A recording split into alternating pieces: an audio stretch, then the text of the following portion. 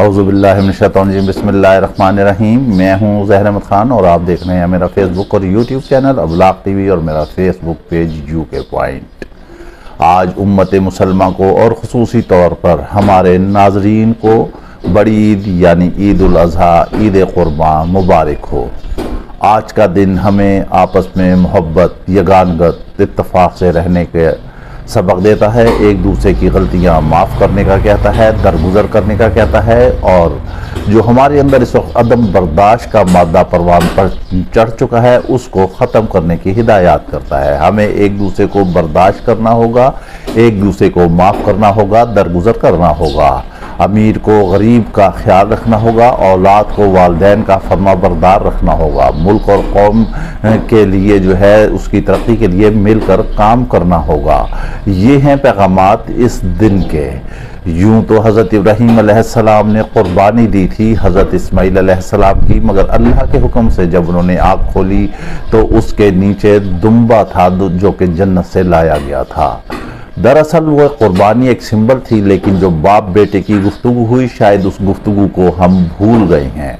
बेटा कितना फर्माबरदार था जिसने बाप के आगे एक बात नहीं की और वो अल्लाह के हुक्म को बजा लाते हुए और वो नीचे लेट गया। लेकिन आजकल फ़ी ज़माना जो है इंतहाई देखा जाए तो मेजॉरिटी जो है औलाद की जानिब से नाफरमानी आती है वालिदैन की, माँ बाप की। लिहाजा जिसके भी वालिदैन ज़िंदा हैं उनके लिए एक नेमत है उनके वालिदैन। वही बुज़ुर्ग हैं, वही पीर हैं और वही उनके आखिरत की निजात दहिंदा हैं। लिहाजा उनका ख्याल, उनकी फरमाबरदारी करना इंतहाई ज़रूरी है। लिहाजा एक दफ़ा फिर हम उम्मत मुसलमा को ईद मुबारक कहते हैं। आज ईद का दिन है। हमने बताया था कि आपको जो है मज़ीद जो नई डेवलपमेंट होगी हम उसके बारे में आपको आगाह करेंगे। यूँ तो वज़ीर आज़म जो हैं वो वहाँ पर हैं, दुबई में हैं, और इधर जो है आसिफ अली ज़रदारी जो हैं वो दुबई से वापस आ गए हैं। बिलावल भुट्टो ज़रदारी अभी तक दुबई ही में हैं, नवाज शरीफ भी दुबई ही में है। वहाँ पर मुलाकातें हो रही हैं, मामला जारी हो रहे हैं, लेकिन सरहद पार से दुबई की हवाओं से जो खबरें आ रही हैं उन आमदा खबरों के मुताबिक अभी तक पीडीएम का जो वहाँ टोला इकट्ठा हुआ है उसमें अभी किसी बात पर हतमी इत्तफाक नहीं हो सका और वो कोई हतमी राय कायम नहीं कर सके, और जिसके लिए वो जमा हुए थे वो वहाँ पर मंजिल भी अभी तक हासिल नहीं कर सके। लिहाजा चूँकि हम पहले दिन से आपको बता रहे हैं कि पीडीएम में जो है वो ना इत्तफाक़ी होगी और ना इत्तफाक़ा टब्बर जो है वो जो है जो इनकी दाल है वो सारी चौराहे में ही बटेगी। लिहाजा वो मामला शुरू हो चुके हैं और ईद के बाद आप करीब देखेंगे कि ये कैसे आपस में जुदा होकर फट जाते हैं। यहाँ पर पाकिस्तान में जो है कप्तान ने ईद गुजारी है और ईद के मौके पर उन्होंने 2 बकरे और 1 वेड़ा यानी कि बैल जो है, बच्चा जो है वो उन्होंने कुर्बान किया है ज़मान पार्क में अल्लाह ताला की राह में। इसके बाद जो है उनकी वहाँ पर मुलाकातें हुई, लोग मिलने वाले भी आए। इस लीडर में कमाल है कि सब ने कहा कि किसी ना किसी तरह बाहर चला जाए। इंटरव्यू लेने वालों ने कहा और हलकों की जानिब से उसको ये पेशकशें की गई कि कहीं तरह बाहर चल जाए, लेकिन उसने कहा मैं क्यों जाऊँ बाहर, मेरा ये मुल्क है, मेरा वतन है, मेरा सब कुछ यहीं है, मेरा कोई माल दौलत, मेरा कोई फ्लैट, मेरा कोई बैंक बैलेंस कुछ भी बैरून मुल्क नहीं है, मैंने यहीं मरना है, यहीं जीना है। हम आपको बता देते हैं कि कप्तान झुकेगा नहीं, वो डटा रहेगा, वो अपनी जान दे देगा, लेकिन वो अपने उसूलों पर कभी कंप्रोमाइज़ नहीं करेगा।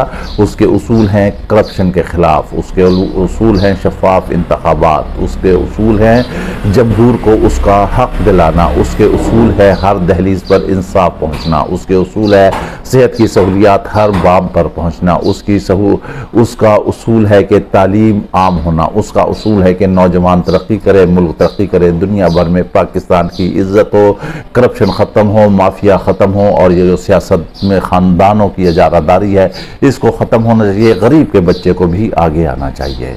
वहाँ पर ज़मान पार्क में इमरान खान की अहम तरीन मुलाकातें भी हुई हैं और उन मुलाकातों में आइंदा का लाहे अमल भी तय किया गया है। हम आपको बताते हैं कि हमने जैसे कि आपको कहा था कि ईद से पहले या ईद के फौरी बाद भी कोई बड़ी खबर आ सकती है। हम आपको एक बात और यहाँ बताते चलते हैं कि 4 जुलाई को जो है इमरान खान की पेशी है। बहुत ज़्यादा इम्कानात हैं और इमरान खान ने भी इस बात पर तहफ़्फ़ुज़ात का इजहार किया है कि इम्कान है कि खुदा न खासा 4 तारीख को 4 जुलाई को जो है उनको गिरफ़्तार कर लिया जाए। वो तो यूँ पेश होने के लिए आएंगे, इस्लामाबाद में आएंगे, बहुत सारे केसेस हैं, ज़ाहिर है उनके ऊपर जो है 2 सेंचुरियाँ हो ही जाएंगी, होते नहीं तो 160 के करीब तो केसेस हैं ही। वो फिर पेश होंगे, फिर ज़मानतें कराएंगे, अगर ज़मानत नहीं होती तो वो गिरफ़्तार हो जाएंगे। उन्होंने तो पहले कहा है कि वो गिरफ़्तारी के लिए तैयार हैं, मुल्क और कौम के और जमहूर के लिए वो हर किस्म की कुर्बानी देने के लिए तैयार हैं। आप देख लें, उन्होंने इस मुल्क और कौम की खातिर, इस जमहूरियत की खातिर जो है गोलियाँ खाई हैं, उन पर फायरिंग हुई है, उन्होंने किसी किस्म की भी कुर्बानी देने से दरेग नहीं किया। यहाँ आपको एक और हम अहम तरीन खबर देते हैं कि अली मोहम्मद खान जो 7वीं बार गिरफ्तार हुए और उन्होंने जेल से ऐसा पैगाम दिया है जिसने मुल्क भर में थल्ली मचा दी है। वो अहम तरीन पैगाम क्या है? वो अहम तरीन पैगाम ये है, अली मोहम्मद खान ने कहा है कि इमरान खान साहब आप डटे रहें। शायद जब आप पीछे मुकर देखें, आपके पीछे कासिम और सुलेमान भी शायद ना हों। कासिम और सुलेमान हैं उनके बेटे, लेकिन ये अली मोहम्मद खान जो है ये डटा रहेगा। आप मुड़ के देखेंगे तो ये आपके साथ खड़ा होगा। जी हाँ, उन्होंने कहा कि आपने कुर्बानी दी है इस मुल्क और कौम की खातिर, आपने गोलियां खाई हैं, अपनी जान जो है आगे आपने पेश कर दी है, आपके पास किसी चीज़ की कमी नहीं थी, लेकिन आप इस मुल्क और कौम के लिए डटे हुए हैं, डटे हैं और डटे रहेंगे। लिहाजा अली मोहम्मद खान जो है कभी पीछे नहीं हटेगा। ये कोई मेरा आपके ऊपर एहसान नहीं, ये हमारा फ़र्ज़ है कि एक ऐसा लीडर जो है अल्लाह ताला ने पाकिस्तान को दिया है जो अपने उसूलों पे और जो अपनी बात पर कायम है और डटा हुआ है। सब तरह का प्रेशर उस पर आ रहा है, लेकिन वो प्रेशर को जो है बर्दाश्त कर रहा है। अब हम बात कर रहे थे कि वहाँ दुबई की यहाँ ज़मान पार की अहम मुलाकातें हुई हैं और उन मुलाकातों में इमरान खान ने कुछ अहम शख्सियात को पैगामात भी दिए हैं। ये ख़बर भी है कि किसी एक अहम शख्सियत ने इमरान खान से जो है वो मुलाकात की है। कल या परसों ये मुलाकात हुई थी और इस मुलाकात में जो है कोई ख़ास पैगाम जो है इमरान खान तक पहुंचाया गया है और साथ इमरान खान ने भी जो है उनके ज़िम्मे एक ड्यूटी लगा दी है कि वो भी मुख्तलिफ हलकों से मुज़ाकरात चाहते हैं इस मुल्क और कौम की खातिर। उन्होंने कहा कि या मुझे कायल कर लें या मेरे कायल हो जाएं। अगर आप मुझे कायल करते हैं, मैं कायल हो जाता हूं, तो मैं इस मुल्क और कौम के लिए जो है पीछे हटने के लिए तैयार हूं। लेकिन अगर नहीं कायल कर सकते तो फिर आप देख लें कि यहाँ पर बर वक्त और शफाफ इंतखाबात चाहिए हैं।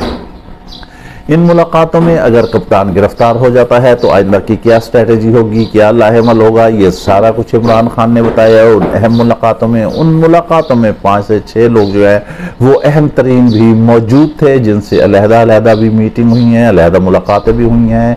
इमरान खान ने किस न किस तरह कुछ ना कुछ पैगामात जो हैं उनके ज़रिए तरसील किए हैं और अगर खुदा न खासा 4 तारीख के बाद वो जो हैं अपना गिरफ्तार हो जाते हैं, कप्तान की गिरफ्तारी हो जाती है, तो आप देखेंगे इसके सोशल मीडिया पे गाहे बगाहे वो पैगामात जो हैं आपके सामने आना शुरू हो जाएंगे। और उसके बाद का जो लाहे अमल है वो भी एक अहम तरीन शख्सियत जो है वो कौम के सामने रखेगी। वो शख्सियत कौन होगी, इसके बारे में आने वाले वक्त में आपको खुद ब खुद ही पता चल जाएगा। इससे पहले कि कोई चीज़ डिस्क्लोज की जाए, थोड़ा सा इंतज़ार कीजिए। 4 तारीख को देखते हैं कि क्या होता है, गिरफ्तारी होती है या कप्तान वापस आता है। अगर कप्तान वापस आता है तो वो ज़बान पार्क में जो है अपनी नई स्ट्रेटजी, नई मनसूबाबंदी बनाएगा। और इस मनसूबाबंदी में हमने आपको बताया था कि ईद के बाद जो है दमादम मस्त कलंदर होगा। कप्तान ने जो है इंतखाबी मुहिम शुरू करनी है, क्योंकि दीगर जमातें भी शुरू कर रही हैं, तो जमहूरियत में तो सबको आज़ादी हासिल है। पीपल्स पार्टी ने भी जो है वो उसकी तैयारी शुरू कर दी है जैसे जुलूसों की, तो फिर कप्तान क्यों नहीं करेगा? ये मुमकिन नहीं हो सकता कि 2 या 3 पार्टियां करें और एक पार्टी को जो है वो पाबंद सलासल रख दिया जाए। लेकिन बहरहाल हम ये बताते हैं कि अगर इमरान खान को गिरफ्तार भी कर दिया गया तो उसका ग्राफ किसी सूरत भी नीचे आने वाला नहीं है, ये तो आप भूल जाएं। और यही हुकूमत की टेक्निकल और सियासी तौर पर गलती है कि वो जैसे जैसे इमरान खान के गिर शिकंजा टाइट करते जा रहे हैं, उतना ही इतना इमरान खान की पॉपुलैरिटी जो है वो बढ़ती जा रही है। और यही वजह है कि दुबई में अभी तक जो है मामलात किसी एक सूरत, किसी एक करवट नहीं बैठे हैं। हालांकि ये ईद कुर्बान थी, जैसा कि हमने शुरू में बताया कि ये क्या सबक देती है। अगर उस सबक पर अमल करते तो एक दूसरे को जो है बर्दाश्त करने का मादा पैदा होना चाहिए था, दरगुजर करना चाहिए था, माफ़ करना चाहिए था। चले हम लेट से कर लेते हैं कि कुछ भी हो गया, लेकिन इस मुल्क की खातिर जो है आपको माफ़ करना पड़ेगा। पिछले वीलॉग में हमने आपको बताया था कि कौन कौन निगरान वज़ीर आज़म के लिए मैदान में आ रहा है, तो यहाँ हम मज़ीद आपको उसकी अपडेट ये देते हैं कि उन नामों में से अभी तक तो इत्तफाक नहीं हुआ, लेकिन ज़राए हमें ये बता रहे हैं कि हालात का भी यही तकाजा है कि ऐसे एक शख्स को वज़ीर आज़म लाया जाएगा जो इकनॉमिकली साउंड होगा और जो बैरूनी दुनिया से सरमायाकारी लेकर आएगा, क्योंकि इस वक्त मुल्क को सबसे बड़ा मसला जो है वो मईशत का है और कुछ भी नहीं है।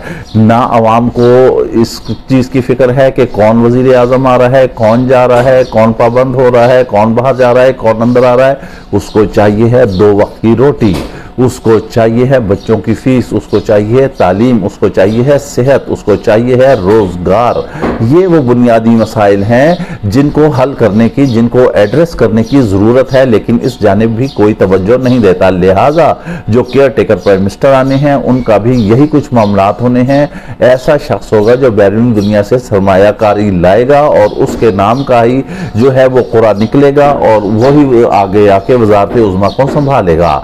इलेक्शन भी हमने आपको बताया था कि अक्टूबर में, सितंबर अक्टूबर में होने जा रहे हैं, लेकिन अगर माशी सूरत हाल ऐसी रही तो फिर इलेक्शन जो है वो दिल्ली दूरस्थ है। और वैसे मैं आपको एक बात बताऊं, अभी फिलहाल होना भी ऐसा ही चाहिए है कि अभी अगर इलेक्शन थोड़ा डिले कर देते हैं, क्योंकि मुल्क जो है बिल्कुल लड़खड़ा रहा है, खाका बदहन जो कहते हैं कि डिफॉल्ट होने के करीब है। खजाने में हम आपको बताते हैं कि कुछ भी नहीं है, हुकूमत ने मुलाजमीन की तनख्वाहें तो बढ़ा दी हैं, लेकिन वहाँ पैसा देने के लिए नहीं है। इसी वजह से पीडीएम भी बौखलाहट का शिकार है, इसी वजह से वजीर खजाना भी बौखलाहट का शिकार है। अब वजीर खजाना को कोई कुछ कह तो सकता नहीं है, उन्होंने कह दिया है अगर IMF हमारे पास आ जाता है तो बिस्मिल्लाह, नहीं आता है तो हम वैसे भी चल रहे हैं तो हम ऐसे भी चलेंगे। यानी कि एक नाकामी की मोहर उन्होंने सख्त कर दी है। वो नाकाम हो गए हैं, बल्कि हो चुके हैं। लिहाजा ऐसे में अगर मईशत को संभाला ना दिया गया तो रियासत को खुदा न खासा नुकसान पहुंचने का खदशा है। हमारे मुल्क में बेतहाशा मिनरल है, चारों मौसम है, मादनियात हैं, गंदम है, फसलें हैं, सब्जियां हैं, बहुत सारे मिनरल्स है। अगर हम इन पर ही डिपेंड करें तो हमारा मुल्क दिन दुगनी रात चौगुनी तरक्की कर सकता है।